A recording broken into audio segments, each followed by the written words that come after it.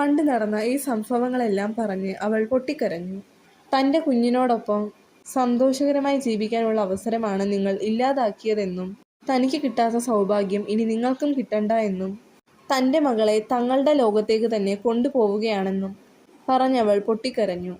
ആദ്യം ഞാൻ നിങ്ങളെ മൃഗീകമായി കൊല്ലാനാണ് തീരുമാനിച്ചതെങ്കിലും എന്നോ ഒരിക്കൽ നിങ്ങളെ ഞാൻ ജീവന് തുല്യം സ്നേഹിച്ചതുകൊണ്ട് കൊല്ലാൻ എനിക്ക് കഴിയുന്നില്ല എന്നും അവൾ വളരെ വികാരഭരിതയായി പറഞ്ഞു. എന്നാൽ തങ്ങൾ ചെയ്ത മഹാപാവങ്ങൾ ഓർത്ത് നെഞ്ചുപൊട്ടി മുത്തശ്ശൻ കുഴഞ്ഞു വീണു. മുത്തശ്ശന്റെ ചേതനയറ്റ മൃതദേഹം കണ്ട് പാതി ചത്ത അവസ്ഥയിലായിരുന്നു മുത്തശ്ശി. ഇതെല്ലാം കണ്ട് സ്വബോധം തിരിച്ചു കിട്ടിയ ജാനിക്കുട്ടി തൻ്റെ മുത്തശ്ശൻ എന്തു പറ്റിയെന്ന് മുത്തശ്ശിയോടായി തിരക്കി. എന്നിട്ട് മുത്തശ്ശനെ നോക്കി അവൾ പൊട്ടിക്കരയാൻ തുടങ്ങി. ഇത് കണ്ടപ്പോൾ തൻ്റെ മകളെ ഈ വൃദ്ധയ്ക്ക് ഒറ്റപ്പെടലിൽ നിന്ന് മുക്തി നേടാൻ വിട്ടുകൊടുക്കേണ്ട എന്ന് അവൾ തീരുമാനിച്ചു.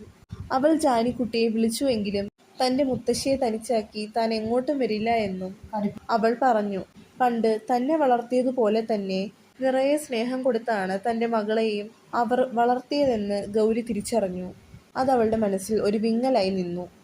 ഇതെല്ലാം കണ്ട മുത്തശ്ശി തങ്ങൾ ഇത്രയും കാലം ചെയ്ത തെറ്റുകൾ പൊറുക്കണമെന്നും ഒരു മകളെ വളർത്തുവാനുള്ള അതിയായ ആഗ്രഹം കൊണ്ടാണ് തങ്ങൾ ഇത്രയും ക്രൂരത ചെയ്തതെന്നും ഇനി തൻ്റെ അഹങ്കാരങ്ങളെല്ലാം വെടിഞ്ഞ് ജാനിക്കുട്ടിയുമായി ഓമനയുടെയും കുഞ്ഞനന്ദൻ്റെയും ആ പഴയ കുടിൽ നിന്ന സ്ഥലത്ത് ഒരു ചെറിയ വീട് വെച്ച് ഇനിയുള്ള കാലം അവിടെ താമസിക്കാമെന്നും പറഞ്ഞുകൊണ്ട് ഗൗരിയുടെ കാലിൽ വീണു. ഇത് കണ്ട ഗൗരി കരഞ്ഞുകൊണ്ട് അവർക്ക് മാപ്പ് നൽകി തിരികെ മടങ്ങി.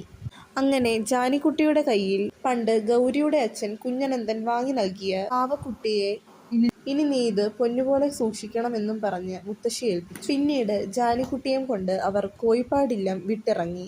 ഒരിക്കൽ തങ്ങൾ ചെയ്ത ക്രൂരതയുടെയെല്ലാം പ്രതീകമായ കോയിപ്പാടില്ലത്തേക്ക് ഇനി ഒരിക്കലും അവർ തിരികെ വരില്ലെന്നും അവർ മനസ്സിലുറപ്പിച്ചു. ഇല്ലത്തിൻ്റെ പടിയിറങ്ങി. എല്ലാവരും വീഡിയോ സബ്സ്ക്രൈബ് ചെയ്ത് സപ്പോർട്ട് ചെയ്യണേ.